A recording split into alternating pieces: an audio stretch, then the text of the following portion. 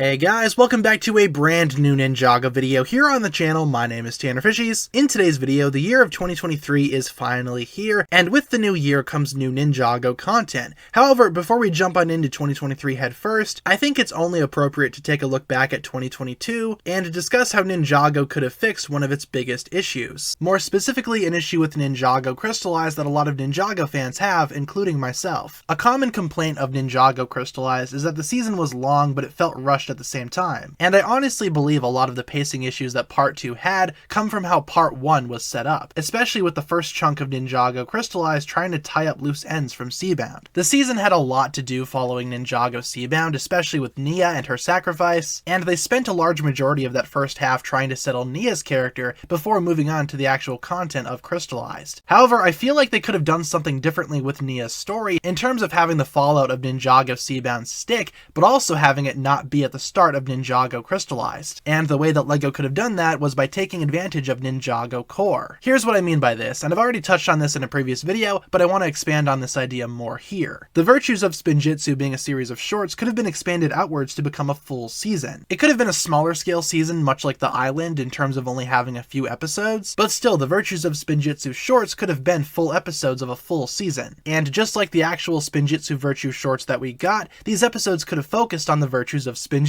obviously enough. But at the same time, since these would have been extended episodes, they could have focused on the effects of the ninja team following Nia's sacrifice towards the ending of Seabound, and expanded on the fallout of the ninja team itself during this season, rather than having Ninjago Crystallized juggle that plot point among many others. Like the start of Crystallized, the story of the Virtues of Spinjitzu could have explored the ninja team at odds with each other, before eventually learning to come back together and make a team once again. And at the very end of this theoretical season, Nia could have returned in her water form, just like we saw during Ninjago Crystallized, only that would have been the cliffhanger ending that the Virtues of Spinjitzu needed, thus paving the way for Ninjago Crystallized and having Ninjago Crystallized begin with the ninja trying to free Asphira from Cryptarium Prison. From there, we could have headed on into the prison arc, and everything that came after that would have been relatively the same, except there would have been more time to flesh out those storylines of Ninjago Crystallized and focus more attention where attention was needed. It would have given the season a couple of extra episodes to explore the Crystal King stuff, explain more about where he came from, why he's here, and also expand the final battle a little bit more, maybe to include things like Lloyd's Oni form for a larger amount of time. And again, this saving time would have happened if LEGO would have been more keen on making Ninjago Core actually a part of the show, rather than having it focus on the sets and remain separate from the TV show, aside from the actual shorts that we ended up getting. If LEGO would have embraced Ninjago Core to its fullest potential, we could have seen something like this, and it would have made Ninjago Crystallized a lot more streamlined in my opinion. And I truly think that would have fixed a lot of problems that people had with Ninjago Crystallized, but of course those are just my own opinions, and I appreciate you guys listening to my proposal. I think it's important to look back on the year of 2022 as an entirety for Ninjago, and think about what things could have been if things were different, but also appreciate what we had. I'm really happy that Ninjago Crystallized came out as it did. I just think it has a couple of issues that could have been solved if certain other decisions were made. But of course, with that being said guys, that'll pretty much wrap it up for my thoughts here. Thank you so very much for watching. Leave a comment down below discussing what you think of this proposal, and what would you have done differently in the year of 2022 for Ninjago. Thank you so much for watching. If you guys enjoyed today's video, feel free to like and subscribe, do all that fun stuff, and I'll talk to you guys again really soon.